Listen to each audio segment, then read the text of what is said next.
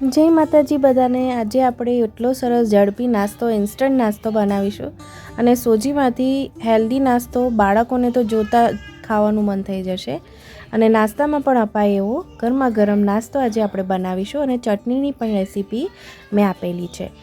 તો એને બનાવવા માટે કઢાઈમાં 2 કપ પાણી લીધું છે અને અડધી ટેબલસ્પૂન જેટલા ચીલી ફ્લેક્સ લઈશું આપણે અને નાના નાના ગોળ ગોળ મેં કટિંગ કરી લીધું છે। એક મરચું, લીમડી લીધી છે, 4 થી 5 લીમડી લીધી છે, એડ કરી દઈશું। ધાણા 1 ચમચી જેટલા ધાણા લેવાના છે।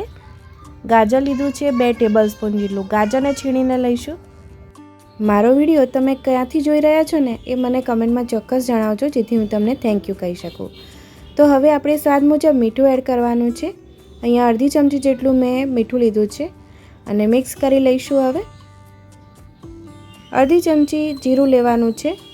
આમાં તમે કોઈ પણ ફેવરેટ તમારી વેજીટેબલ લઈ શકો છો, પણ લો ને તો કટકાના સ્વરૂપે નહીં, પણ એકદમ ક્રશ કરીને લેવાનું।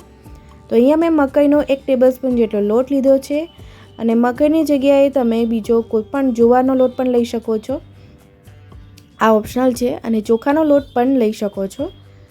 હવે 1 કપ સોજી લીધી છે, તમે સોજી અથવા રવો જે પણ તમારા પાસે અવેલેબલ હોય એ એડ કરી દઈશું। તો 2 કપ પાણીની સામે 1 કપ મેં અહીંયા આગળ સોજી લીધો છે। તો એકદમ ઇઝી માપ છે અને હવે આપણે બરાબર મિક્સ કરી લઈશું। તો નાની એવી તબેથી છે મારી પાસે, એની મદદથી આપણે મિક્સ કરી લેવાનું છે અને થોડીક જ વારમાં આપણી સોજી બધું પાણી એબ્ઝોર્બ કરી લેશે અને જ્યાં સુધી એની જે કડાઈની સપાટી છોડે ને ત્યાં સુધી આપણે એને સોજીને ચડવી લેવાનો છે। તો તમે જોઈ શકો છો કે કડાઈની સપાટી આપણું સોજી છોડી રહ્યું છે, એટલે હવે ગેસ બંધ કરી દઈશું અને એક બાઉલમાં આપણે કાઢી લેવાનું છે અને એને ઠંડુ કરવા માટે મૂકી દેવાનું છે। ત્યાં સુધી આ નાસ્તાની સાથે ખાવા માટેની ટેસ્ટી અને હેલ્ધી એવી ચટણી તૈયાર કરીશું। ચટણી માટે આપણે અહીંયા આગળ અત્યારે શિયાળામાં ખૂબ જ એવા સરસ ધાણા મળતા હોય છે, એટલે આપણે ધાણા લઈશું। તો 1 કપ જેટલા મેં અહીંયા ધાણા લીધા છે અને 2 ટેબલસ્પૂન જેટલી મારી પાસે કોપરાનું છીણ હતું, એટલે મેં કોપરાનું છીણ લીધું છે। ન હોય તો તમે સ્કીપ પણ કરી શકો છો। 2 ચમચી જેટલા સિંગદાણા લેવાના છે, જો તમારી પાસે ખારી ઝીંગ હોય તો તમે એ પણ લઈ શકો છો। અડધી ચમચી ખાંડ લઈશું, સ્વાદ મુજબ મીઠું લઈશું અને અધકચરું 3 થી 4 કળી જેવું લસણ અને આદુને છીણીને થોડું લીધું છે। લીંબુનો રસ અડધી ચમચી એડ કર્યો છે ને 5 ચમચી મરચું, 5 ચમચી દાણા જીરું પાવડર અને થોડુંક એવું જીરું પાણી એડ કરીને આપણી ચટણી તૈયાર કરી લઈશું। અને ચટણી ઉપર આપણે વઘાર પણ કરીશું અને વઘાર ન કરવો હોય ને તો તમે ના પણ કરી શકો છો, એના વગર પણ આપણી ચટણી ખૂબ જ ટેસ્ટી લાગશે।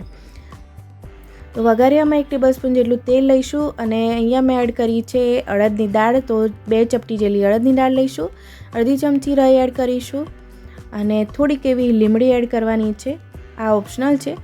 અને એડ કર્યા પછી થોડુંક ચપટી એવું લાલ મરચું એડ કરીશું, ગેસ બંધ કરી દઈશું અને આપણો વઘાર તૈયાર થઈ ગયો છે। ચટણી ઉપર એડ કરીને આપણે હલાવી લઈશું અને મેં થોડુંક ડેકોરેશન માટે ઉપર થોડું ધાણા એડ કરી દીધા છે।